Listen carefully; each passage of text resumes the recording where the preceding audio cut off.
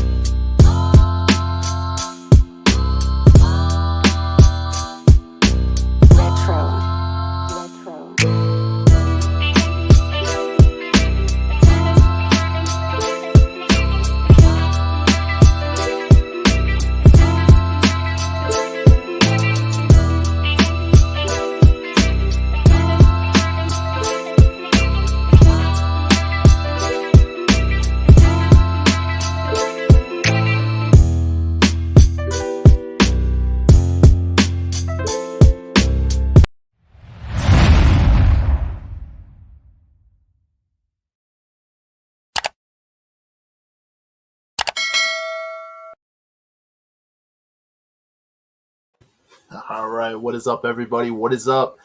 Welcome back to the Locked In Podcast, episode 187. We're back tonight, and this unfortunately is not a positive episode that we were kind of hoping for when this episode was planned out. But guys, we're talking some Phillies tonight. We're gonna talk some MLB postseason and just kind of vent our thoughts here tonight. Rich, what's up, brother? Welcome back in, Rich Mitchell, guys, to the podcast. Rich, thanks for being here, man. Thank you for having me. No problem, bro.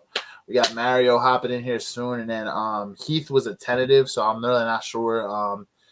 Family life, man. I know that he gets home from work. He spends some time with the fam, so he'd love the topic, but we'll see if he comes in. And Chris is supposed to make his way in too, and Chris is a first-time guest, so might have Chris coming in here as well. Chris Mitchell, Rich Mitchell, Chris Mitchell. Y'all said they share the same last name, but no, they're not brothers, guys. So I'm excited for it. Well, excited for the episode. I'd be more excited if the Phillies actually did what the fuck they were supposed to do. Yeah. Unfortunately, the Phillies offense was absolutely, there's no other word for it, absolutely fucking atrocious. Outside of game 2, they have 4 runs in 3 games. This is an offense that is literally, the big bats in this offense are $1 billion lineup. To show like that, a team who the last 2 years has been to the World Series and then the NLCS round, literally the freaking round before the World Series, absolutely pitiful performance. Phillies had World Series aspirations this year, and the way they played during the season, finishing second, and for the majority of the season, they were in first place in the whole MLB. They finished second in the whole MLB, but behind the Dodgers by like 2 games. Pitiful performance, and they should be absolutely ashamed of themselves. You know, they did nothing to bail the starting pitching out, man. Horrible. Yo, man, check out my channel, Richard Media. Check out the short that I posted about the Phillies. One thing I will say, man, just to capitalize, and talk about some of the things you just said. It really is a disappointment, man. I mean, to be honest with you, I know you said all-star lineup, but is it really that all-star, man, if they can't show up when it counts? Because, just like the year before, we didn't win the NCLS or anything like that, but we still had fight in the playoffs last time around. So I'd rather be lackadaisical in the season than get it together in the postseason. And let's make a run at the actual World Series and to, kind of get everybody's hopes up. I mean, I kind of feel like, and you could correct me if I'm wrong or you disagree with me, but man, for all intents and purposes, man, I think it hurts the worst when you see your team at their fullest potential during the regular season, and then they get to the postseason and they can't reach it, or just there just doesn't seem like there's a fire in Philly in general. And let me put it this way, y'all. Like, I'm gonna be real with you about Philly sports right now and the condition of Philly sports right now, because there was a season where we had, I know people, have their opinions about MLS or whatever, but Philadelphia Union is my team. It's Philly. Philadelphia Union made it to MLS Finals. Okay, almost won a Supporter Shield, choked on the Supporter Shield. Phillies made it to that postseason and made it pretty far, and then lost. And then, of course, Eagles had lost that Super Bowl. That all happened in 1 year. Ever since that year, you know what I'm saying? Ever since the 2022 season, Philly sports has not been the same. To lose all of these contests all in 1 year, and for me, I think the city kind of needs to snap out of it. I think our athletes need to stop trying to be friends with everybody, and get butt hurt when everyone doesn't want to be friends with them. I remember that game. Back, I think it was before playoffs. Maybe it was game one. I don't know, but Castellanos was like, people were booing and people were showing him, kind of how they felt about how they were playing. And he, you could read his lips and he's like, you people, you know what I mean? And it's like, what do you, with the stereotype, what do you mean, you people? Because it's like, what do you mean, man? I mean, we're a city that's passionate. You feel me? We're a city that wants to see winners, man. Like, we're not a city. Naturally, we're not a city full of paid losers, and what I mean by that is, usually we get behind guys who actually, maybe they're not paid the most, but they go out there and they win. Guys like Nick Foles, you know what I'm saying? Even back in the day, like guys like the Doc, Brent, and like, and he was a big dude in the city because you play like how the city feels. The city's passionate, and for me, it was just like, there's some type of discrepancy between the rosters that these Philly teams, and I'm putting the Phillies in this category of these Philly teams. There's a discrepancy between what these Philadelphia teams are putting on their rosters and the actual passion of the city. What I'm saying is we got too many players on too many of our sports teams rosters that don't have any passion for the city, for winning, for anything. A lot of them are there to get a paycheck. You got a lot of guys like Darius Slay. You got a lot of guys before that. Remember guys like Byron Maxwell? Remember he played good in Seattle. He came here, he got burnt. It's certain guys we just get off and they're like paid contractors. Namdi, remember Namdi when he came here? Asamoah? Yeah. Similar. You can have all the skill you want in the world, man. If you don't got any heart to go with it, man, you're not made to be a champion. I agree, man. It's crazy. Like at this point, like it is really true. I'd rather them kind of just squeak in during the season and get hot at the right time and then win.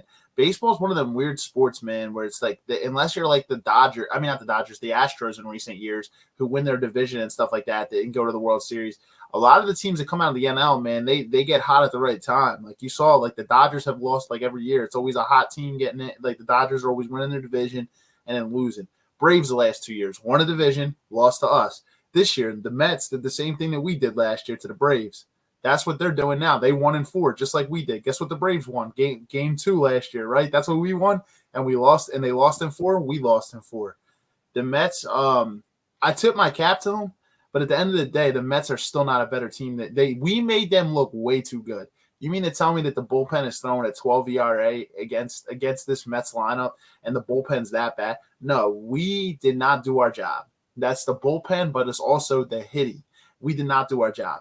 The Mets pitching is not that good to hold us to 4 runs in 3 games.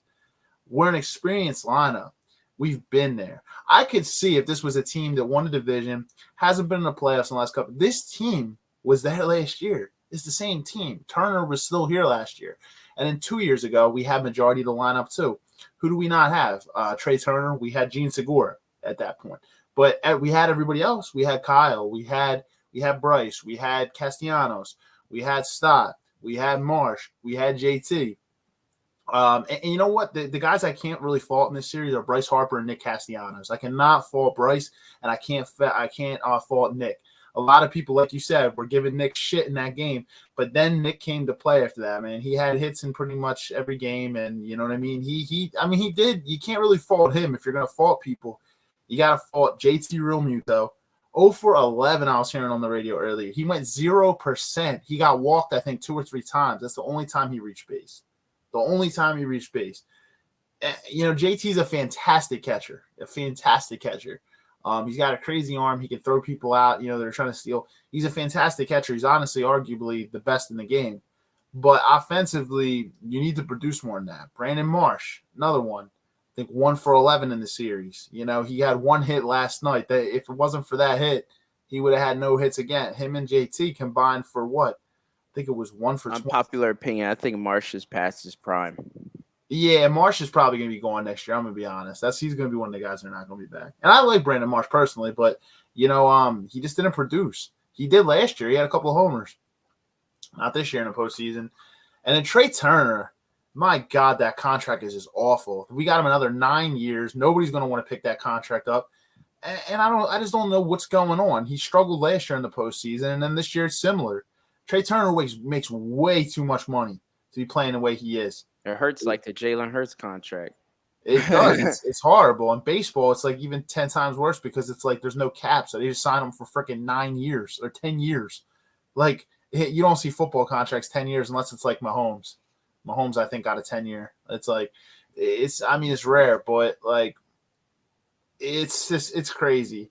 But Bryce and Castellanos, they came through. They did their thing. Yet the starting pitching, Zach Wheeler pitched an absolute fucking gem on Saturday. An absolute fucking gem. He didn't allow anything through freaking, 7 innings, I think he pitched. And in the 8th inning, guess what? The bullpen blew it up. That's why we lost that game. Ruiz did good too. Yeah. And then Christopher Sanchez, he allowed 2 earned runs on in game 2. You know, we won that game, but luckily.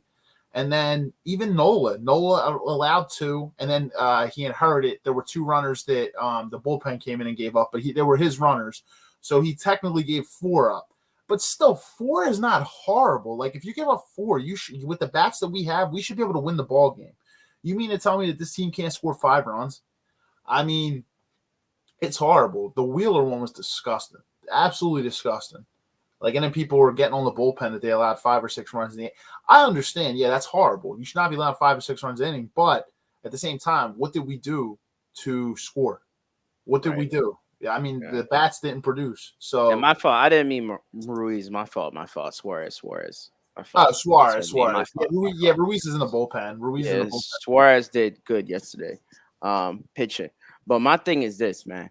The thing that's pissing me off, I'm not gonna lie, bro, is this like once it seems like we got these guys with these personalities that once they get paid, they feel like they can just take their foot off the gas. And then another thing is like, you know, all the big champions, you know what I'm saying? We're talking Crosby or Tom Brady or guys who win, and I hate putting Crosby in there, but it's the truth, man. People who got that drive, man, people who got that passion for their sport, man. They don't even I'll put Harper in there too, man. Harper's a winner. I could tell, man. I'm not even gonna lie. I know he's with us, but man, one thing even in my rant video, man, I was like, except minus Harper, bro. Like I will never dog Harper because I see how hard he works. Yeah, for him to make that transition to first base and everything like that, man, that took a lot, bro. Only a dog can do stuff like that. And my opinion is, man, is just like some of these players, man, don't have any dog in them, man. Like it's like if you see a weakness, you're getting paid to play a sport. If you see a weakness within yourself, you have the money, you have the time, you have the resources to turn that weakness into a strength. Your goal should be not just to win in the NCLS or win, or for Eagles, win a conference title or anything. It just kind of seemed like, these guys are happy with winning something. Just any little thing, as these guys are cool. These guys are good. They're checked out for the season. And it's just like, man, I'd rather have, and I'll put the Eagles as an example, and this is the last thing I'm going to say. I'm going to let you do your thing, man. I'd rather have Eagles lose this division and Jaden Daniels or whoever the hell gets NFL Rookie of the Year and wins the division, and us hit the wild card, and then us hit our stride in the playoffs and make a Super Bowl run and a legitimate crack at a Super Bowl. And I'm not talking about like 2022 I think was a legitimate crack at a Super Bowl, but not the BS from 2023. We got to hit our stride in the playoffs, and that goes for all Philadelphia teams. The ones that can get into the playoffs anyway. But it's almost like these teams are set in their ways. We're not it's a lot of contradictions. We're not looking at how we can critique ourselves and our performance. It's that, and I think they're starting to get the hang of it because I saw Jalen Hurts' last press conference, and hopefully the Phillies, I know they're hurt right now and they're kind of in their feelings right now about how postseason went. Red October didn't even last till fucking double digits. So that's embarrassing. But Hurts wasn't about that flush it down the toilet in his last press conference, and I'm hoping the Phillies take from that and see stuff like that and understand that you can't just flush it down the toilet. Don't look at it. You got to look at it for what it is, and that's the only way you're going to learn is look at it. Be honest with yourself about who you are. It's the truth, man. Accountability is key. I like what you said, man. If you see a weakness in yourself going into an off season, why not try to make attempts to fix that? That's the thing. I mean, we should all be striving. This isn't in our careers anything to be able to perfect our craft. It's just pure fucking utter just like excuses if you don't go in trying to perfect your craft or anything like that, trying to make improvements in the off season. Some guys, I mean, like the vets, they probably are who they are at this point, some of the vets. But, especially the guys who are in their prime or they're younger, the guys that are not past their prime, like, they have opportunities to really change things in their game. I saw Bohm got really frustrated in this series. Bohm was in the home run derby earlier this year. I mean, like, he just went through a slump, and I think he started to become a serious head case. It always was reminding you of Ben Simmons, to be honest. Like, the kid's young. Like, he's got time. Like, take it to the offseason, figure it out, and you need to honestly figure it out. Like, you know what I mean? You have time to change things around. It's just, some of these guys get in their head sometimes. I didn't like how he was sulking in the dugout. When he got out, called out at second. It's like, dude, it's like we don't want to see that shit, dude. You just saw the difference, man. It's crazy. Like with the Mets and us, the Mets played team ball. They really just played like they wanted it, and we were just so playing. Like hero ball. Yeah, no, you're right. Yeah. Let me add Mario in here. Mario, what's up, brother? Yeah, what's up, guys? How are y'all, man? Good, brother. Good. I'm going to take that banner down so I'm not blocking you. Give me 1 second. I'm going to take that overlay down. There we go. What's up, brother? What's up? Man, we're just talking about some Phillies here. We're talking about some Phillies, but yeah, the unfortunate collapse of this organization. I was just saying, I feel like a lot of these guys were just trying to play hero ball instead of team ball, and yeah, they have to go into this offseason and they really have to perfect some things. I think they're going to need a major shakeup, to be honest. I really don't know where it's going to come from, but I don't think they can come back. I think Marsh will be gone and certain guys will be out of here. Certain guys will be gone, but a lot of these guys have long contracts. And I don't really know where you can make some of the moves. Like, you can't do nothing with Trey Turner. 9-year contract left. 9 years left on the contract. He ain't going nowhere. Bryson Castellanos, obviously they ain't going nowhere. They played really good ball. Kyle Schwarber, yeah, he only had one home run, but Kyle's still a great player. You're not getting rid of Kyle Schwarber. JT, yeah, he was horrible, absolutely fucking disgustingly horrible. But he is arguably the best catcher in the game. They're not gonna get rid of JT, but and I don't think they're gonna fire Thompson. They're not gonna fire Thompson. I mean, because it was wrong. But I think there's got to be some type of shakeup. They got to do something. I'm thinking a philosophy change at the very least, so kind of similar to what the Eagles did in this offseason. And the bottom of the lineup. The bottom of the lineup has got to be better. Rojas has to go. Marsh has to go. You got to get rid of those guys in the bottom. They literally were virtually useless. The Austin Hayes move, horrible. You got to get rid of Hayes. You got to. I mean, well, actually, Hayes is. I think he was only a 1 year. He was a rental essentially, so he already is gone. I still like Stott. Stott, comes through in big moments. I think they'll keep Stott. And Bohm will, I don't think Bohm's going anywhere, but they have to fix the bottom of that lineup. Because it's just you saw the Mets. The Mets had guys that can hit at the bottom of their lineup. Alvarez, even Winkler when he was in had hit. JD Martinez, and then you got what's his name? Forget the other guy's name, but they got guys at the bottom of that lineup that get hit. Obviously, Lindor, Vientos, Pete Alonso, the guys up front are obviously, that's their bread and butter. Those are the guys that are the leaders of that team. But you got to have guys on the back end that can make plays. And for JT and Marsh to combine 1 for 23 in the series is just absolutely ridiculous. $1 billion lineup. Man, just how I don't know, man. We were just saying Mario, the starting pitching. Wheeler pitched a fucking gem on Saturday. Pitched a fucking gem, and in the 8th inning they implode. People were like the bullpen. 100%. A bullpen did. You don't allow 5 or 6 runs in an inning. But what did the bats do to even make that game interesting? At that point, you should have had 5 or 6 runs on the board yourself. Shouldn't even be in that situation. It's crazy. It's a lot of pressure on a team too. It is on the pitching. People don't understand that. If you're up 4-0 in that game on Saturday, you're up 4-0 in that game.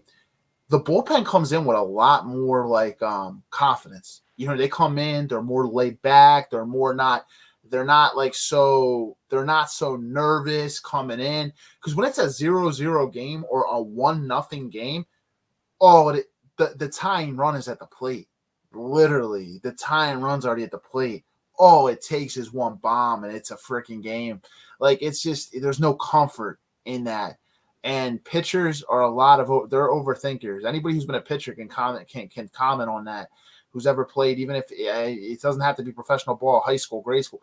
Pitching is a mental game, and it's if you come in and that you have only a 1-run lead or it's still 0-0 deep in a game, one hit changes that game late in the game. And, confidence is all shot to hell. So these bats did not get anything going. They had more. And how many fucking times did we see runners get stranded in scoring position? How many fucking times throughout this series? How many innings do we have runners on? And that's a Phillies thing, man. Phillies do that shit all the time, bro. The Mets did it a lot last night. The Mets did it the Ranger loaded the bases 3 or 4 times, but you just had that feeling. You had that feeling all game that the Mets were eventually gonna freaking get it. I never felt confident, even with Ranger getting out of those innings, that shit was gonna last. I did not feel confident. I had a really bad feeling that the Mets are eventually gonna fucking get one. And who hits the grand slam to fucking do it? Francisco Lindor, the guy who's been their fucking backbone all year. But look at who threw that pitch, man. I mean, I don't understand how. that's the And best. you remember what I said last night. How is Huffman still on this team? Because for all intents and purposes, Huffman was a big reason as to why we didn't win the I World agree. Series. He's one of those guys that like he's good during the season because Hoffman actually did have a pretty decent year this year during the season. But again, last year in the playoffs, and I was just bringing this up yesterday actually to Dylan. Like last year in the playoffs, he did the same shit. It's the same exact scenario. All right, so now you saw it twice. Now you got to make a move and you got to get him out of here. You can't do it again. You already seen it twice. He showed you who he is. You got to get him out of here. Yeah, you can't handle the pressure. No, and Estevez, yeah, it was a 99-mile-per-hour fastball, right? Well, it wasn't Hoffman though that gave it up. It was Estevez. It was, but Hoffman got him in the situation. You know what I mean? But Estevez came in a shitty situation. Hoffman loaded the bases at that point. 0 outs, right? I think 0 outs or 1 out. He had the bases loaded, man. Yeah, he loaded them with 1 out. He walked like 2 guys. Yeah, I wanted to throw up that inning. I literally wanted to throw up. Yeah, we weren't going to get out of that one, man. They loaded the bases in the first and second inning, and we got away with it. But you know what they say, man? 3 times the charm, and they made us pay. Not only did they load it, they loaded it with the top of the order coming on, with Lindor at the 1. I'm like, as soon as that happened, I literally was like, they're in trouble. They're in big trouble. You're loading the bases with the top of the order. Because even if they strike out Lindor, you got Mark Vientos coming in. And we've already seen the type of series that Vientos had against us. Vientos was the hottest fucking player in that series. And, you got him coming up. And, I mean, hey, I was telling Rich, you tip your cap to that team, but at the end of the day, that Phillies team is not bad enough that you lose like that. That bullpen is not bad enough that you have a 12 ERA. That offense is not bad enough that you score 4 freaking runs in 3 games. The only games where you put up more than 2 runs was freaking game 2. And Mario, to your point, man, the point that you made about, eventually this was going to happen, that makes the situation even worse. At the top of the 5th, the top of the 6th, we had 2 opportunities to score both times. And we had, I specifically remember at one point we had 1 out and 2 on base, and we did shit with that. We did absolutely nothing with that. And to do that in the playoffs, to the winner of the NCLS, Phillies that's kind of unacceptable, man. I mean, there has to be some sort of change. Offensively, Phillies all season have been inconsistent, have gone into the playoffs, horrible offensive wise. Yeah, it goes back to the Arizona series last year, man, where they choked in Game 6 and Game 7 at home. And that playoff momentum kind of carried over to this series, unfortunately. I mean, as Steve said, Wheeler tossed a great game in Game 1, man. He just couldn't get much run support. That's what the Mets were doing. If you actually listen to the commentators when they played Game 1, they were saying the Mets were just waiting for Wheeler to leave the mound. Once the bullpen came in, they knew they were going to rock him. And that's what they did. And if it wasn't for that, offense waking up in the 6th inning when Bryce Harper hit that 2-run home run in Game 2, we wouldn't even had a Game 4. We'd be looking at a sweep, which would have been even more embarrassing. I mean, thank God they were able to get that Game 2 win, but just very, very disappointing, very deflating considering the high expectations that were formed them this year. I mean, we've really, really digressed as a team. We went to the World Series in 2022. We got knocked out in the National League Series last year, and now we get knocked out in the Division Series this year. So we're not on the trajectory up. We're on the trajectory down. And I don't know what moves you make because a lot of guys are signed to some long-term contracts. It's just very disappointing. Very, very disappointing. Guys, I hate to be the the bearer of bad news here, but we are following a similar trend as we did after the 2008 World Series, if you guys actually remember correctly. So in 2009, the year after the World Series, what did? We went back to the World Series against the Yankees. We lost. The next year after that, in 2010, we went and to you can thank Hideki Matsui for that 2009. I agree. I agree. But also, their pitching was really good with Pettit and Burnett too. But so let's hear me out on this trend here. So 2009, so they win the World Series in 2008. In 2009, they trend 1 spot down, right? They get there and they lose. 2010, they go a round lower. They go to the NLCS and they lose to the Giants, the San Francisco Giants. The next year, they go down around again, and they go to the NLDS, and they lose to the Cardinals. So now look. So they did it again. So like look where you're at now. It's a trend downward. Every year they go down around. Well, the Phillies got to the World Series and they lost. Now they went. Then the next year they go to the NLCS, a round down, and they lose to the freaking to the Diamondbacks. Now they go to the NLDS. So what's next? And so what's next year? Are we going to go to the wild card round and lose, or are we just not going to make the playoffs? Because it's crazy. It's like following a weird trend, and I can't make this shit up. Like this, I swear this shit is only in Philadelphia. That's what Eagles did after the Super Bowl too. Eagles did something very similar to that after we won the Super Bowl, and I think the worst decision, and you guys have heard me say this, and I feel the same way about our current Phillies guy in the bullpen, or in the the bench. Yeah. Don't fire the coach. I don't think the coach is the problem, because if you can get to the World Series with that coach, right? It's not the coach. It may be a philosophy issue. It may be a lower tier coaching. Who's in charge of these guys hitting? Same thing I would ask, who's in charge of talking to Jalen Hurts about where his eyes go when he's reading, it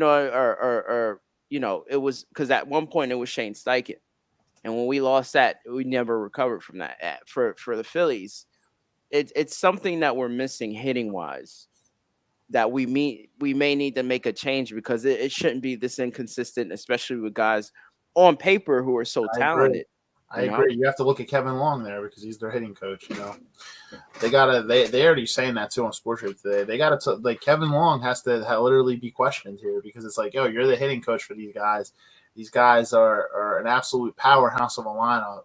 You just hear that lineup: Kyle Schwarber, Trey Turner, Bryce Harper, Nick Castellanos, and then JT Realmuto, and even Alec Boehm. How good Alec Boehm have been this year. It's crazy. Yes, I'll be honest, the Phillies have fallen off a lot since from August and September from what they were early in the season. And the Mets were the opposite. The Mets, I think, went 60 and I want to say, where did they go? They went something crazy. Like they went like 60 and something, like 60. Yeah, they were on par with the Padres. The Padres have been the best team since the All-Star break. Yeah, but see, the Dodgers did something that the Phillies could have fucking took notes from. The Dodgers won 10-0 on the road last night in San Diego, and now they're taking that shit back to LA for Game 5 in their house. See, that's what the Phillies needed to do. And as good as the Padres have been, the Dodgers were like, hold on a second there. We ain't out yet. Because I'm going to be honest, I wrote the Dodgers off. I was like, Padres are winning this series, and it was a bullpen game for the fucking Dodgers. And the Dodgers went in there and shut them out in their own building. I'm not going to lie, that could be a huge momentum shifter. Almost like when the Astros came in here and shut us out. Huge momentum shifter. And, the Dodgers might get past it. That's crazy, because I had the Padres coming out of the NL, man. But that was a big game last night. That was a big game. No, that was huge, man. They showed true toughness. And they took it back to Game 5, man. And we'll see what happens. That's going to be a fun Game 5. I wish the Phillies would have done that, because if they did, Zach Wheeler would have started Game 5, man, and our chances would have looked really, really good. Even with the bats being off. But if you actually look at the schedule, man, I don't know what the hell happened to this team, but since the All-Star break, they were average. I mean, if you look at their wins and their 500 losses, baseball. 500 baseball. Yeah, I mean, they entered the postseason unfortunately cold. I mean, whereas the Mets entered it hot, and it just didn't really work out in our favor. Yeah, I'm gonna be honest. It wasn't even a disrespect thing. It was just I thought the Phillies I know I understand sometimes you get hot, but I just thought the Phillies. I thought their talent was just good enough to beat the Mets. And to be honest, it should have been, but it's just the pitching is all gonna stay the same. If I'm them, I'm not doing anything with the pitching, because your starters are aces. I think Ranger will find his form again. I think he'll find it back. He actually didn't pitch bad last night. Yeah, he loaded the bases multiple times, but hey, at the end of the day, the result is he got out of it. So, I mean, he did what he needed to do. He got out in the innings. Yeah, unfortunately, the only bad thing about that was it led to a really high pitch count, because maybe they had to get him out earlier. Yeah, you could have maybe won another, possibly 6-7 innings had he not loaded the bases earlier. Dude, it's crazy. Speaking of pitch count, people were still saying that Zach Wheeler should have stayed in game 1. The dude had 110 freaking pitches. You can't keep him in past that. Usually when you hit anywhere near 100, you're gone. He had like 110 plus pitches. What are you trying to do? Pull this dude's arm? Destroy his freaking arm? Like, I mean. No, I agree, man. That was the right move, dude. You know, The it was a go. Yeah, nah, man. Yeah. I mean, there's nothing you can do. 111 pitches, yeah, man. I mean, what do you want? You don't want him to. I mean, because at that point, not only do you run the risk of him getting seriously injured. So you know, Yeah. God forbid. And then if that happens, then they're gonna be like, oh, well, why didn't you take him out? He was at 111 pitches. Damned if you do, damned. It's a damn if you do, damn if you don't. No, he made the right decision. I agree with Rich. You can't fire the coach, man. The coach is not the problem, dude. The bats, and I've said it again. It's the bats and the bullpen. Although I will say, I think Rob did make a lot of bad adjustments in this series. I really, really do, specifically with the bullpen. Why they brought Hoffman back out after he pitched when he got cold, when he was sitting for 20 minutes, I don't understand that. You can't bring him back in. I said that when he came back in. I'm like, you can't bring him back in. And what did he do? He freaking loaded up the bases. I think Rob made a lot of bad decisions, specifically maybe surrounding the bullpen and certain things in this series that really, really cost him. And I'm not going to lie, sitting Bohm down really could have made his head even worse, like how much of a head case he kind of already was. Sitting him down in that one game, I'm like, yeah, I think that was a bad move too. But he made some really, really questionable decisions in the series. But again, it's not enough for Thompson to get fired. You know, now if next year they go in and they don't even make the playoffs or they lose in the wild card, yeah, he'll be gone. He's not coming back. But you know, he I'll be honest, he deserves another year. He does. You know, he got us to a World Series. He got us to the NLCS. You see what they do next year. I'm gonna be honest, at this point, don't win the fucking division. Let the Mets and the Braves win it, and you come in hot in the playoffs. You need to get or if you're gonna win the division, get hot at the right time. Come back in the division late in the season. Because, like, you know, baseball is a long season. I'm not gonna lie. Some teams get hot late, some teams are hot early. And we happen to be hot on the if we would have gotten to the playoffs the first half of the season, say like the playoffs that started then before the All-Star break, the Phillies would have been red freaking hot. They would have swept the Mets. Yeah, they would have swept them. The Mets were horrible back then too. So it was like they were one of the worst teams in the NL. They were at the bottom almost. Not at the very bottom, but they were close. Yeah, but I feel like that's the advantage of when you have a long season, man. You have time to turn things around. Yep. I feel like though, like getting to talk about that, I just feel like, you know, it adds stress to the situation because honestly, man, if this was a good team and if these guys were focused, they would be where they're supposed to be. And so obviously these players aren't focused, and who's in charge of that? You know, offensively again, because I do feel like the pitching and the defense wasn't too bad. They could have definitely been a lot better, definitely. But we lost what? I mean, come on, we could have had so much more points on the board that were just left there, and they're playing scared, man. Yeah, I believe that. I hate the fact that they don't play small ball. It's either a home run or nothing. I'm like, dude, put the ball in field of play, man. It felt like be more patient at the plate. Try to see if you can draw a walk. I'm like, they just swing the damn bat, and it's like, okay, like it's either gonna be a home run, it's gonna be a fly out. Yep, it's they're swinging in the dirt at pitches. They're just chasing.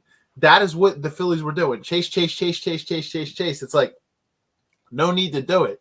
Just get hits. That's what the Mets were doing. That's team ball. You're trying to play hero ball. And this is not a knock. This is the only one of the few spots where I'm gonna criticize Bryce, because Bryce honestly is one of the guys who actually stepped up in this series. But Bryce, there was that spot in Game 3 when the freaking bases were loaded and Bryce was chasing. He was chasing. I understand that guy who's their pitcher. I forget what his name is. Minaya. That guy's pitches are weird as shit. How he pitches from like the side, and the velocity comes in from like the side. Very difficult to hit that guy because of how he pitches. He pitches so weird. But still, Bryce is chasing him off the plate. Like, it's like he's trying to golf one for a home run to hit that grand slam. All you need to do is put it in play. You get a hit, you're drawing in 2 runs. Minimum. If it goes in the gap, maybe 3. Yeah, and it was a strikeout on 3 pitches. He swung at all 3 pitches. Yeah, and that made me mad. it made me mad, man, because I just remember watching it. And I just like, oh, this guy's he's gonna fucking strike out, man. And I'll be honest, Bryce, if for that game too, we don't win that game without Bryce. And you were saying who's responsible, Rich, for like this. So people might point, oh, it's Bryce Harper and stuff. But at the end of the day, these guys are responsible for themselves. Yeah, you got a leader, but like some of these guys, I understand Bryce can be like a leader and stuff like that. But these guys were playing scared. Like it felt like an average person was up at the plate against a professional pitcher. Like that's how you literally see these guys. It seems like they were shaking, like they were trembling. It's like you at some point have to come together and be like, guys, we've been to the World Series. We've been to the NLCS. We've been here. We've seen this. Let's go out there. Let's loosen up. Let's just fucking play ball. Let's just go out there and play ball. Like, yo, it's a game. Let's have fun with it. Let's fucking go out there and play ball. Let's play ball like we know how to play. You just got to calm it down. Like, yo, take the nerves out. Like, guys, at the end of the day, we've been here. It's no disrespect to the Mets. They're playing good ball. But let's go out there and play ball. Like, let's just go. Like, this, like, loosen up. Go out there and play your game. And, you swing, but also be disciplined. Just try to get hits. That's all we're trying to do here. I think we're so used to in like the past postseasons where it's like Castellanos smacks one, like Harper home run, Schwarber, remember when Hoskins was here? Hoskins crushes it, and like they're going nuts at the bank and stuff. You don't need all that though. Just get the hits. Like the Mets knew that too. The Mets threw a lot of chase pitches because they knew what the Phillies were trying to do, and it's like you just got to settle down. They said they see how impatient our hitters are, and they took full advantage of it. And JT Realmuto didn't do anything either offensively, bro. Nothing. He did nothing. He gave us nothing. I'm like, he got like 2 or 3 walks. 2 or 3 walks. It was the only time he was on base the whole shit. He didn't get any hit. He was literally 0%. Yeah, you can't invest over $700 million of your payroll to the bats and have them go ice cold on you. It's not going to work out. Like, no. I'm actually surprised that the starting pitching actually got us as far as it did because it could have been a lot worse. I'll go as far as to say is that hitting on the Detroit Lions was better than the Philadelphia Phillies at this point, man. I'm being dead ass, bro. I mean, going into the playoffs, that performance, and then that performance on that last game where it's win or go home, and they all know that. For you to go out there and go out cold like that, man. I bet you the Lions will put up a better fight, offensively, and that listen. Look at the facts, man. They're right in front of us. And the issue is, are you studying your opponents enough? You guys have seen so many pitches. You guys have been, like you said, to the World Series. You've seen so many different pitchers and so many different styles. How do we not understand, are you not scouting the next team enough? Are you not, you know what I mean? I don't understand what the issue is, but whatever it is, I think that the same issue that the Phillies are having is the same issue that the Eagles are having, where it just kind of seems like it's a combination of coaching and confidence, where it's just like at some point you guys got to rip it. Like you guys got to, and when I say rip it, I'm not saying all or nothing. I'm saying rip it for a goddamn line drive and be okay with that. Just confidence, hit it. Confidence is so critical, man. I mean, it really is. It really is. Yeah, game plan and all that is definitely there. But you can tell teams who play hard as a team and are confident and they believe in one another. You know what I mean? That's big to be able to lean on each other as like a brotherhood and believe in one another. You can sense teams that do that and teams that don't. And I do agree. I don't think there was any leadership, it didn't feel like, with this Phillies team here. Somebody had to step up and be the leader here. And I just feel like they didn't do that, man. Like it was more so very much a one-sided like affair. Like everybody's trying to be a freaking hero. Like it doesn't need to be that way. Hey, if you get a pitch where you can smack it, cool, smack it. But at the end of the day, we're just trying to get on base. The Mets pitching was really, really smart and efficient and not really allowing a lot. Like they were pitching chase pitches on different pitchers. And I mean not chase pitchers, chase hitters, like hitters that were chasing. So it's like they know. I'm surprised. Like you see some of this Phillies lineup, you kind of know where to pitch to these guys. Like it's like Castellanos, just pitch down and away. He'll probably swing. Anytime they pitch up and into Castellanos, I'm like, are they fucking stupid? Why are you pitching up and into Castellanos? As soon as they pitch it up and in, Castellanos gets a hit. I'm like, it's like certain guys, like I was watching with Pete Alonso with the Mets. Pete Alonso was not swinging anything that was down and in at the knees if it's a strike. So like it was last night. I forget who pitched it to him, but I was like telling Dylan, I was like, look, I was like, I'm telling you, pitch it there, pitch it there, pitch it there. Guess what they do? They pitch it there. He thinks it's ball 4, strike 3. Got him at the knees. He wasn't swinging. I'm like, you start to pick up these things. But you're right, Rich. Do you guys not know your opponents? Do you not watch this stuff? Do you not see this stuff? You know how like the Mets know us, but we know them too. We're both division rivals. As much as they know us, we know them. So, I mean, first time the Mets and the Phillies have ever played each other in the playoffs, but the second time this year, a fucking Philadelphia team lost to the freaking blue and orange up in New York. Yeah. Unbelievable.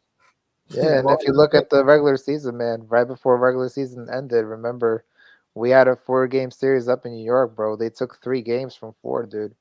So already the warning flags were like there. Like they kind of had they kind of had our number in a way. And yeah, we dominated them early in the season, but then they got us in the last series. So yeah, exactly. Yeah, they got us back. You know what a lot of people charged it up to? A lot of people charged it up to that the Phillies really didn't care at that point because we already had locked down like the division and shit. At that point, we were just kind of playing with the Dodgers, so they're just like, Phillies didn't care. Yeah, but the problem is you're going to need momentum going to the playoffs. So, man, I agree. You can't just lose because now look what happens, man. You lose momentum, and on top of that, you have a bye week, so you're not even playing the wild card round. So you actually have that time off. So by the time you take the field, you have no momentum whatsoever going to the playoffs. I agree. I don't always think a bye week is necessarily good, at least not in baseball. In football, it's usually good. Football, your bodies take a beating. You could use the rest, but I don't necessarily believe that the bye week is actually a good thing in baseball. The Astros have panned out well with it, but outside of the Astros in recent years, not many teams pan out very well with the bye. We've seen it. Even the year we went to the World Series, it was us and the Padres. Padres and us were like the two. We actually had a better record than the Padres, I think. Man, we were like the two. Or actually, I don't know if we did. And we did because we had home field advantage when we played them. Oh, okay. Yeah, we were both wild card teams. Yeah, it's crazy. It really is. It's just. Well, the thing was, we had no expectations on us that year, though, man. Nobody expected us to get to the World Series. And I don't know what the hell it is about this city and its sports, man, but whenever you put expectations on a team, bro, they absolutely choke, dude. I don't know what it is. When there's no expectations on them, they do really well. When you have expectations on them, they just rip your heart out. Yeah, they play down the competition for sure. I don't know what it is in this city, man. It's just like, I'll tell you what, being a Philly sports fan is not for the faint of heart. Nah. It is not for the faint of heart, man, because they will break your heart. So much heartbreak within the last 2 years, bro. Eagles losing the Super Bowl. That collapse at the end of last year. Yeah, I told you yesterday, bro. I'm already going in with this, man. I'm going to get this shit right out my head right now. And anybody else who wants to challenge me on it, they can. I'm just going to say it now. And guess what? If they prove me wrong, they prove me wrong. The Eagles ain't winning the Super Bowl. What I see right now, man, this team don't look like a team that's going to win a Super Bowl. We'll see what happens. Do they have the potential to win one? Yes. But right now, they got to show me something. Because Cleveland. I just think it's too early to tell. We've only 4 games in. I mean, I agree that it hasn't looked good. But the schedule does get a lot easier, and we do get AJ Brown and the Devontae Smith back along with Lane Johnson. I wouldn't throw in the towel just yet and say they're not going to win. I need to see a little bit more, but I will say this, that it doesn't look good. I expected a lot more, especially now that you fired the offensive coordinator and you brought in a new one, and I'm still seeing the same issues that plagued us last year. So I think it's just a little too early to tell, but I do agree that it's not looking good. Well, it's like I said earlier, man. I'd rather Jaden Daniels win, MVP and win the division, and us get into the playoffs or the wild card, and then hit our stride in the playoffs, and get to a Super Bowl rather than. I don't care about all the individual accolades. If we grow into our identity, and we make it into the playoffs while we're growing into our identity, yeah, I believe that we can make a Super Bowl run. But 100%. There's something holding us back. And when I say us, I mean Eagles and the Phillies. There's something holding them back from having that identity. Once you have an identity, you're set in who you are, your confidence is there, your teamwork is there. And it just seems like it's too many people trying to do different shit all at once. Yeah. When everybody should be working, think about who's the next guy coming up on the plate. Let me try to see if I can give him an opportunity. Let's be real with how my hitting is. Let's be real with how this guy is pitching right now. Maybe he's not going to be in the condition to give up that big hit, but he's going to be throwing balls and all types of stuff to get you to swing. Maybe I should hit a bunt. Maybe I should, try to go for a line drive. Maybe I shouldn't bite this time. And just, but when it comes right down the middle, and sometimes it'll be instances where it'll be like 2 balls and maybe 0 strikes, and they'll just stare at one going right down the middle. Like stuff like that can't happen. Right. Yeah, no, I agree, man. I think the identity should be pretty simple. I mean, for the Phillies, you invested so much money in your bats, man. You have to put up points on the board. And I think as far as the Eagles are concerned, man, I think the best thing that they can do is they need to sustain long drives to keep the Eagles defense off the field, because that defense is, like, they're not that great. That's not the strong point of our team. Our offense is. I mean, if you see how talented we are of our offense, man, we have Jalen Hurts, we have Saquon Barkley, we have 2 top receivers, and we have a good tight end. So, I mean, we have to play to the strength of the offense, but the thing that's holding us back is that the offense has been trashed the last few weeks. I mean, when your stronghold is not doing good, you can't expect the other side to pick you up. They can only do so much for you. Eventually, you have to show up. I agree, 100%. Yeah, the purpose of winning and scoring, like, you need defense, to stop the other team from scoring. But at the end of the day, you're not going to win. You can't win a game if you can't score 0 points. So why, and in baseball, your defense can't score for you. You feel me? Like, I was watching the Seahawks game, and that last Seahawks game, I think they were playing, I don't know, Giants. Yeah, their defense scored before their gosh dang offense did. And it made me sit there and think, man, like, this is obviously, we're not the only team going through this, but like, what is your philosophy? The offense. If you can't get a point on the board in a whole half, and your offense is putting points on the board before the defense is, and the defense hit a pick 6, offense, and he couldn't even get a touchdown. So, really need to work on high power offenses on baseball and football in this city. But guys, I gotta head out, man. Sorry to dip, but I appreciate you guys having me on here 100%. Good seeing you, man. Yeah, it was good seeing you, brother. Yeah, no problem at all. No problem at all, Rich. Thanks for coming on, man. And contributing to the discussion tonight. Man, we'll see what happens next year, man. But we still got the Birds, but we'll see. They should win their next 4, man. We'll see what happens, though. I think they got Cleveland, the Jags, and I think the Giants and the Bengals. Bengals, yeah, it's on the road, but Bengals also, we'll see. Then, they're hit or miss. You never know what type of ball they're going to play. We'll see, man. The true test, I really do feel like, is going to come with the Bengals, because even though the Bengals' record is really bad, I really do think the Bengals are still a good team. I mean, if you look at the stats and how hard they've been playing, and they've just been losing really close games, and they've been playing hard. Their defense stinks, though. I'll say that. Their offense is good, but their defense stinks. And how is our offense going to respond to a team that plays half of the game similar to what we're doing right now?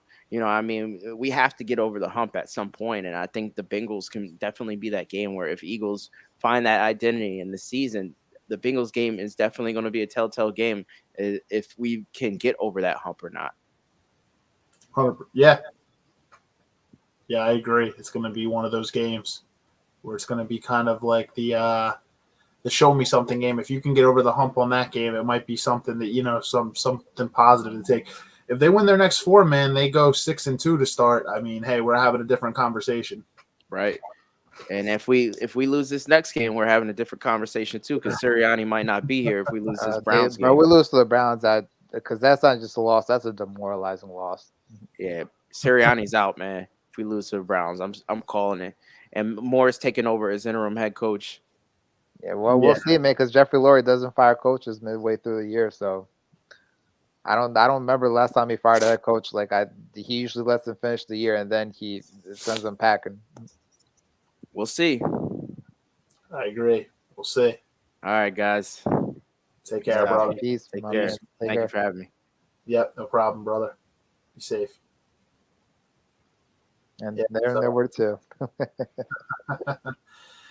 Yeah, man. So, yeah, Philly's got a lot of stuff they have to take care of in this offseason. I think they do need to get a closer. They need a bona fide closer, but they also need some better relievers in the bullpen. But I don't know what they're going to do in the offensive lineup. But they got to strengthen that bottom half of the lineup.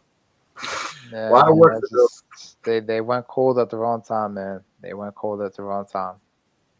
Yeah, because I think you're going to keep the guys at the front of the lineup here. I mean, but the thing is, they need to have a different philosophy going in. It's just, those guys can hit when you need them to. They do. We've seen it before in the postseason. It's just, it's really, really, it's embarrassing to go out like that. Nah, man, I'm still in shock, man. I really thought that they were going to bring it to Game 5 in Philly. I thought we were going to have a Game 5 tomorrow night, dude, and the fact that it's not going to happen, I'm just like, wow. And to go out the way that they did, too. I mean, the offense showed no fight, no spirit, no heart, no nothing. Their body language was off, not only the whole game, but basically the entire series. I just don't know what the hell happened to them, man. I mean, it was just I guess maybe you can call it mental collapse or whatnot, but it was just awful. Like, I'm still in shock over it, dude. I still can't believe it. No, I agree, man. It's just it's embarrassing. It's just you didn't expect. I could have saw them if they went up against the Padres in the NLCS, losing that because the Padres have been a red hot team. Or even the Dodgers. The Dodgers too, but the Phillies had their number during the season. I think they went 5-1 against them. So the Dodgers line up very well with us. It's a good matchup where we match up very well with them. So I don't know. But I mean, yeah, if you lose to the Dodgers, you just tip your cap. I mean, they did have the better record, and you see what happens. But that would have been a game you watched that they would have showed up for because it's like the better team. It's almost like they're coming from the basement, they're coming from behind or something to like beat them.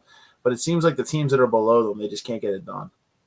I don't know what it is, man. They play down to their opponent. Feels like the Eagles did that too last year. The Eagles were the much better team than the Buccaneers, and guess what? After that whole slump, they were demoralized and they lost. They got not only lost, but they got smacked. Yeah, they couldn't tackle worth a shit. Like the Bucs just have had our number the past few years, unfortunately, dude. I think like the last 4 meetings that we played them, they won 3 of them. 2 of them, I think, have been blowouts. Yeah, the only one that we beat them was during the season last year. We beat them. Mm-hmm. Yeah, that bit. They won when it mattered most though. They won twice in the playoffs, so they sent us packing home twice in the last 3 or 4 years. So that hurts. But last year though, man, I just that team just they were cooked. You can tell right from their body language, man, that they didn't want to be there. So I'm like, high school teams fucking tackled better than the Eagles did last year, dude. A lot of internal issues. Mm-hmm. Yep.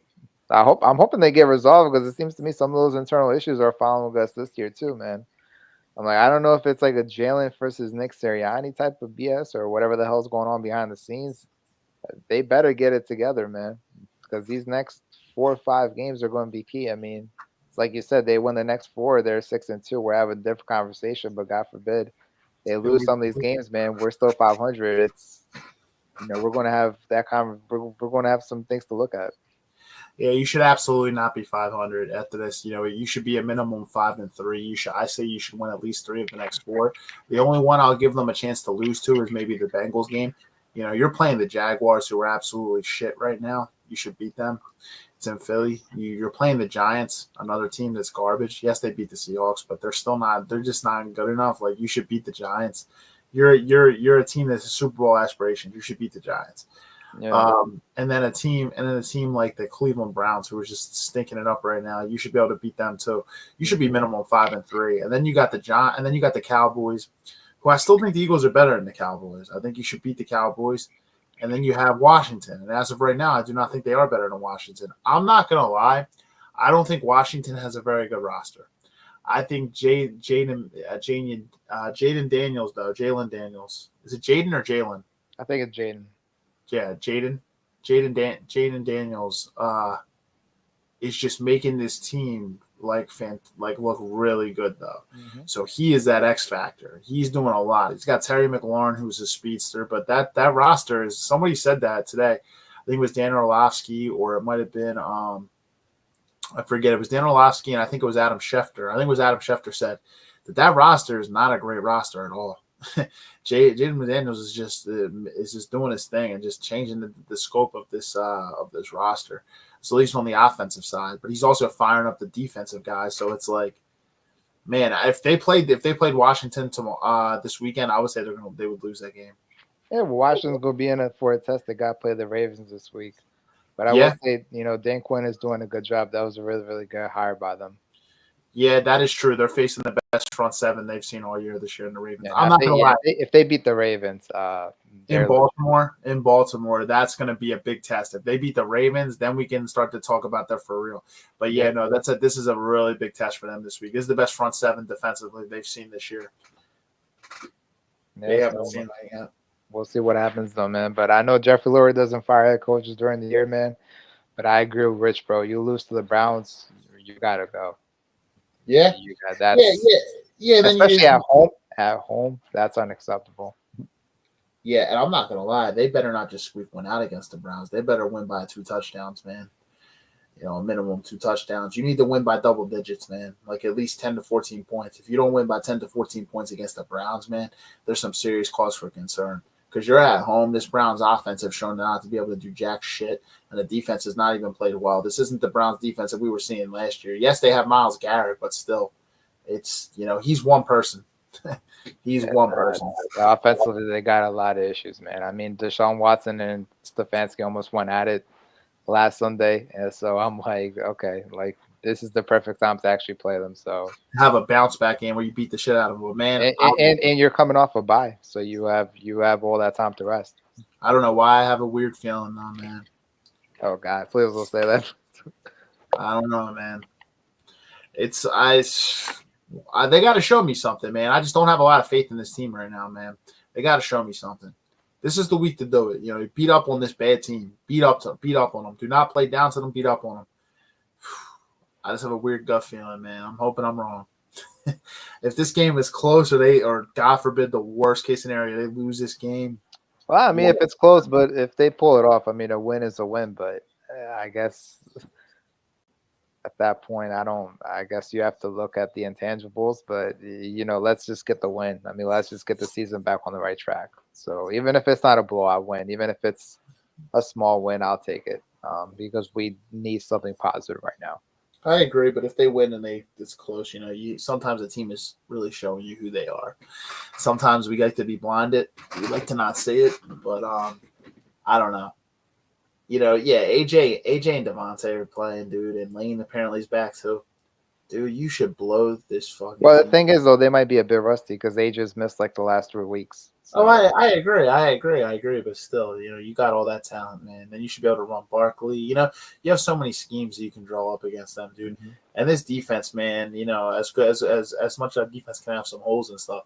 This Cleveland offense is fucking horrible. So. Yeah, they let the offense go off, man. I'm gonna be like, yeah, we got even bigger concerns, man. If our defense can't stop the Browns, bro, they ain't gonna be able to stop nobody. Nah, then you got to really worry if they're gonna lose to the Panthers later this season and shit, man. I mean, you're gonna lose to the Browns, man. You're susceptible to losing to anybody.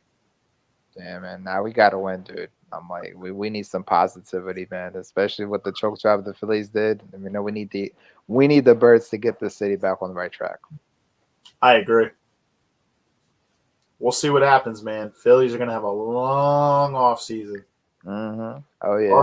Also, hopefully they have a place to go back to in Clearwater. Just a shout out to everybody who's in Florida that's dealing with the hurricane that's going on right now. I hope everybody's safe and everybody's okay. I know they're dealing with a lot down there right now. It's really, really sad. It's really a shame. So, prayers to everybody whose family or anybody in their family that are dealing with any of that stuff that's going on with the hurricane down there. Yeah, prayers to Florida, man. I saw it did some heavy damage. Apparently, it ripped the roof off of Tropicana Field where the Tampa Bay Rays play. Like the roof is like completely like ripped open. Like they say it's like billions. This is going to cost like billions of dollars in damages. So prayers to everyone down there. I hope everybody's safe and, well, hopefully they can recover quickly. Yeah, exactly. Prayers, man. It's just. Yeah, just unfortunate, man. It's just it's just one of the things that comes with living in Florida, dude. You're susceptible to hurricanes, natural disasters. I mean, it was crazy because they said this was the first hurricane that hit Tampa Bay directly in 100 years. I'm like, damn. Wow. Yep. Yeah, because Tampa usually doesn't get a direct hit like that with the way it's situated. But this storm formed so weird. Like usually most hurricanes form in the Atlantic. This actually formed in the Gulf of Mexico. So that's why I was able to make a direct hit. I'm like, holy crap, dude. Yeah, it made its way through the Gulf, and then it's going out to the Atlantic. It's going right across Yeah, Florida. it's weird. Usually it's the other way around. It's the Atlantic coming in and then going out. And this one was the complete opposite. Like they said they've never seen anything like this before. Yeah, it's rare, man. It's weird how that happened. Yeah, but hopefully everybody's okay and hopefully they can recover. I agree. Yeah, prayers, guys, for sure. Prayers to Florida. I guess with that being said, we can kind of wrap it up here at the hour mark. Yeah, so it was like we'll see, but Phillies have a lot to take care of this offseason. We'll see what happens, man. It's just the classic. It's the curse of being a Philly sports fan. Feel like we sold our soul for that Philadelphia Eagles Super Bowl in 2018. I mean, hey, I wouldn't have it any other way, though, man. That was the one thing in my life that I wanted to see for any sport. I wanted to see an Eagles Super Bowl, and hey, we got to see it. So. Yeah, I'll take it too, man. That's a memory I'm gonna cherish for the rest of my life, dude. I mean, if they never overwin it again, at least, when I'm old enough in my deathbed and my children come up to me and be like, yeah, at least I can tell them your dad went to the parade and got to see the Eagles walk Lombardi down fucking Broad Street. So I loved it. Gotten to see 2 out of the big 4, man. Get there, and hey, man, and we're just waiting for we're waiting for the Flyers and the Sixers, man. Come on, the Sixers got a good shot this year. Yeah, and they've gotten there, man. The Sixers got there in 01 with Iverson, and the Flyers got there in 2010. We've seen it, dude. It's just they just haven't been able to do it, man. But we were that close to seeing all 4-for-4 championships in the city. So we I guess we're not as bad as some cities, man. I guess we have to say that. And we came very close to seeing a Union one, man. Union, man, we're very close as well. That was heartbreaking too, man. They lost the extra time and they were up a man and they just allowed Los Angeles to score that fucking goal at the end, man. I still can't believe how that game ended, dude. I'm like, damn, I still think about that fucking game. I'm like, how y'all like we didn't they didn't win. We essentially gave that game away. We had it right where we wanted it, and we just whoop, here you go, Los Angeles. Here's your trophy.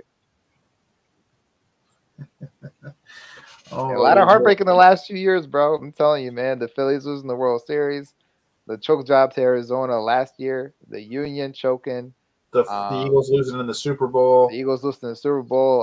The Sixers. How many times have we seen it in the second round, going to 7 games and losing, bro? Losing to the Celtics here in Game 6, and then losing having to the Hawks with Ben Simmons. Yeah, having Jason Tatum put 51 on you in Game 7 on Mother's Day. I'm like, damn, bro. It's one after the next. Mother's Day and Father's Day. They've ruined Mother's and Father's Day, dude. They ruined Father's Day with the Ben Simmons game, bro. That was on Father's Day, bro. Because they started late that year because of the COVID pandemic the year before. So they started late that year going into the season. So they actually played the second round, and it came up to Father's Day. So, man, they ruined not only Mother's Day, but they ruined Father's Day too, dude. Yeah, well, Ben Simmons was afraid of Trae Young. What can I tell you? Yeah, he said that he was afraid to dunk on Trae Young. Yeah, Trae's a great blocker, man. He's a great defender. What the hell, dude? And then Game 7, and then another one that was a heartbreaker. Game 7 with the quadruple dunk with Kawhi, dude. How many times have we seen a Game 7? Man, 51 from Tatum, Ben Simmons not taking a dunk, and then Kawhi quadruple. I mean, dude, how many freaking times in a Game 7 have we seen it? It's just crazy. Bro, that team was built to win, man. We had Jimmy Butler here that year too, bro. Like, if we had gone past Toronto, I think we had a very good shot to win the title, man. Nah, as I'm saying, man, we won that series, man. I think we were going down Broadway. Or not Broadway, Broad Street. We were going down Broad Street, man. It was going to be there was going to be a parade. Because, I mean, Golden State, they had all those injuries. And, I mean, the Bucks, we had the Bucks number, man. I really do think we would have beat the Bucks. Yeah, no, I think so too, man. I think unless the only thing is the Warriors, but considering how everyone went down injured and shit like that, man, we're worked on our favor. But yeah, they lost KD and Thompson. So yeah, we would have had them right where we wanted them, but Dude, that Kawhi shot, man, just killed everything. Yep. Shoulda, coulda, woulda, man. We'll see what happens. A lot of people could have said with the Eagles, too, very close that year. They won the Super Bowl, man. A lot of things went our way, too. So, hey, man, it shoulda, coulda, woulda. You Just know? how sports, if Julio Jones makes that catch, bro, and, we don't have that Nick Foles, super story to tell, man. So that's just how sports go sometimes. It's very true, man. It's very true. And look, in the following year, we'll play the Bears. Robbie Gold. I'm sorry, I don't remember who their kicker was. Cody Parkey. Yeah, I'm sorry, not Robbie Gold, but yeah, thanks for correcting me. Cody Parkey, man, he hits it, a double doink. I'm like, it allowed us to go through. I mean, that was a chip shot field goal. I think it was like from 30 yards out. And he makes that in his sleep, but it's just how sports go sometimes, man. Yeah, and then look at the next week, man. Eagles are driving, man, and boom, it gets tipped up, man, off the hands of freaking Alshon, dude, right to the hands of Lattimore, dude. It's just a bounce away, bro. It's just the little bounce like that off the hands and right into the hand. Because who knows, man? We were at the 2-minute warning, man, and we were nearly in the red zone, bro. And they were up 6. We score a touchdown, we go up, we get that extra point, we up 7, and we likely win in the game.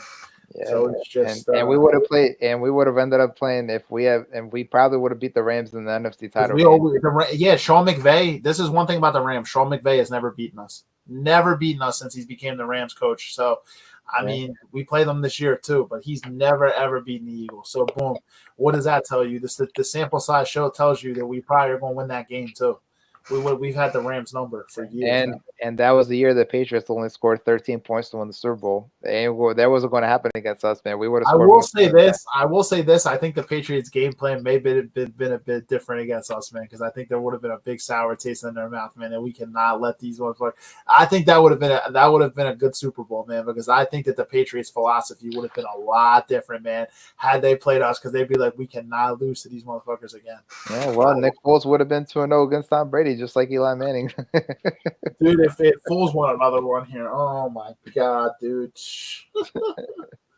Bro, he'd be the god. He'd be the god of Philadelphia. Dude, back to back. Dude, can you imagine, man? People died not having to see an Eagles parade, and we would have had the opportunity to have back to back. I'm like, wow. I'm not gonna lie, man. Had we beat the Saints, though, man, we might have had a legitimate shot to do it too. Yeah, but it just, like I said, man, it just comes to those small plays, man. It's just, it happens how it happens, dude. So depressing to think about. It is. Yeah, we could have said if the Phillies didn't get shut out in Game 4 of the World Series, who knows what happens too. But things happen how they happen, man, and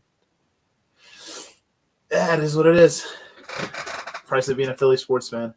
Mm-hmm. Any comments today or not? Nah, I was looking on Facebook and stuff. There's actually a good amount of people watching. No, I don't think there's any comments. Let me check Facebook before we're out. No, we got some likes and we got a lot of views. A couple shares. 28 plays here. 28 plays over here. And then on the other one, we have 10. So we had 38 plays, 38 watches, and we had a couple likes. And, no comments in. I guess people don't even want to comment about this shit show, man. Absolutely. Yeah, they're still getting over last night's loss. Yeah. I get it, man. This would have been a much more entertaining episode had we won. Unfortunately, I should have had this episode last week. Had I known, it would have been much more fun. Even Heath was like hyped to come on originally, and then I think he kind of dwindled, man. After this, because he was like, "Oh, it's a great episode and stuff," and then boom, they lost, man. It just takes the fucking heart out of it, dude. Nah, it does, man. We could have been talking about Game 5 tomorrow, and I had that one. That would have been a nice ass episode, dude. It really would have been, man. Shit. This place, dude, says this bank will be rocking. It would have been, man. It would have been nuts. Shit. Game 5 against your division rival. Win or go home. I'm like, damn, dude. What a storyline that would have been. Now we're just hearing, oh my God. I hate that shit, man. I put that in for irony on the Instagram story. I was like, oh. Every time they fucking scored, man, they would show that goddamn bench, man. I'm like, it was that stupid ass OMG sign. I'm like, I hated seeing that. And that stupid ass grimace. I hated that, man. I hated it, dude. Stupid purple grimace running around. All the grimaces in the park. I was like, bro, what the hell, man? Why are they bringing back McDonald's characters, dude? I don't know what the hell's going up in New York, man. Where did they get? I don't know where Grimace came from, dude. That's just most random shit. I'm like, oh, oh my god, I can't. Oh boy, jeez. All right, well. That being said, guys, I guess we'll wrap up here. I don't know. Philly's got a lot of fucking changes to make, but go Birds. We'll see. I don't have a lot of faith right now, but you know what? Maybe it's good that way, man. Maybe it'll shock me. You gotta show me something. Yeah, lower the expectations, bro. Anytime there's expectations, man, they choke. So let's Exactly. lower them down a little bit. How I see it is I have no expectations. I'm just gonna enjoy the season and have fun with it. We'll see what happens. But guys, thanks for joining in. Everybody that joined in. If you guys comment, make sure number one, if you're watching on YouTube or Facebook, hit that like button. If you're on Facebook, I'm assuming you're already part of the group, so thank you. If you're watching on Facebook, if you're watching on YouTube, though, and you're not already subscribed, hit that subscribe button and hit that little notification bell that's right next to it to turn those notifications on if you like anything related to personal development or sports content, because we cover that here. Also, feel free to comment in. We didn't have any live comments here on the chime in, but I always do see that there's not every week, but there are a lot of weeks where people comment after the live stream, and I will get back to you and I will respond back to you. So even if we're not live, if you're listening to this after the fact, you hear me now, still comment in because I will respond back to you. With that being said, I guess go Birds this weekend, guys. We're a little bit into October now, so I hope you guys are enjoying your fall. Prayers to Florida, and we'll see you guys back next week. Next week, man, I'm excited for this one. It's going to be an after hours episode, so I think that's what we're aiming for next week. So Next week? Yeah, I think that's what we're aiming for. So we'll see, man. We'll be having an after hours, and if that's the case, guys, it's going to be a 9:00 start for that one. So the topic will be promoted as the week goes on, but we'll see you guys next week. Yeah, have a good night, everybody. Thanks for inviting me, man. I appreciate it. No problem, brother. Have a good night, guys. All right, bye, you guys. Peace. Let's see.